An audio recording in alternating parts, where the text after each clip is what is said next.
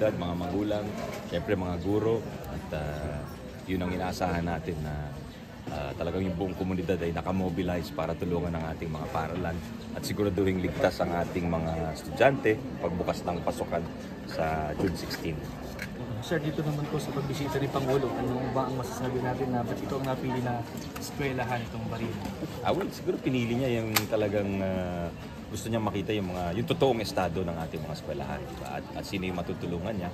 At dito, alam natin, hindi pa nakarating ang Pangulo dito pero meron na pong tayong mga internet na ipinaayos ni Presidente dito dahil yun ang isang pagkulang dito. Wala silang internet connection. So, inutos na ng ating Pangulo na i-connect na po. So may donation po sila, in fact, from the private sector na Starlink, yung internet connection dito.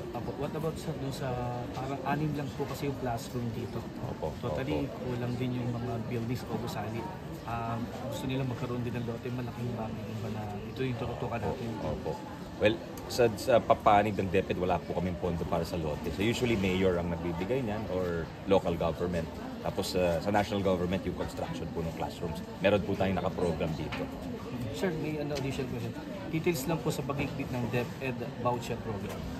Paano ang gagawing validation sa mga dokumento na isasumite sa mga eskwelahan at mga estudyante? Well, dati prepaid yan binabayaran. Ngayon, napapakita na nag-enroll talaga yung bata bago babayaran. So, postpaid na ngayon yung mga vouchers. At saka talagang sinikipan na po natin yung security measures dito.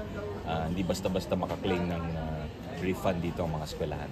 Kung may anomalya, kung may na-discover kung anomalya, ano pong gagawin natin? Ay, kakasuhan mo yan. Pwedeng kasuhan mo yan. Kung ayaw pang magbayad ng eskwelahan, pwedeng kasuhan mo yan. Pati yung mga opisyal ng eskwelahan, pwedeng kasuhan din. Pero yung ano pong klaseng pag-ikbit na gagawin natin, sir?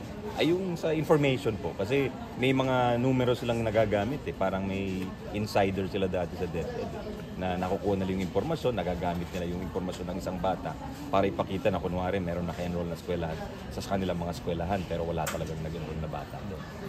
Baka meron yung mga kasama ko.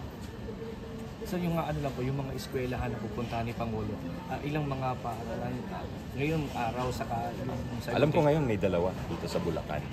May isa dito una yung sa Malolos, pangalawa yung sa San Miguel.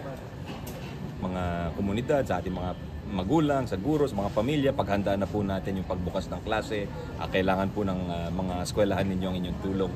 Sana sama-sama po tayo rito. Sir, yung palang pagbabalik ng June na klase ngayon, anong kagandahan ngayon kumpara nung dati na talagang ibinalik na natin sa natural? Well, June 16, medyo maulan na pero hindi kasing lakas nung nakaraang taon, palagay ko, nung 2024. Nagbukas tayo, halos buong Metro Manila, buong Cavite, Calabarzon, lubog na sa ulan. So maganda na inagahanap po ng ating Pangulo yung pasukan natin.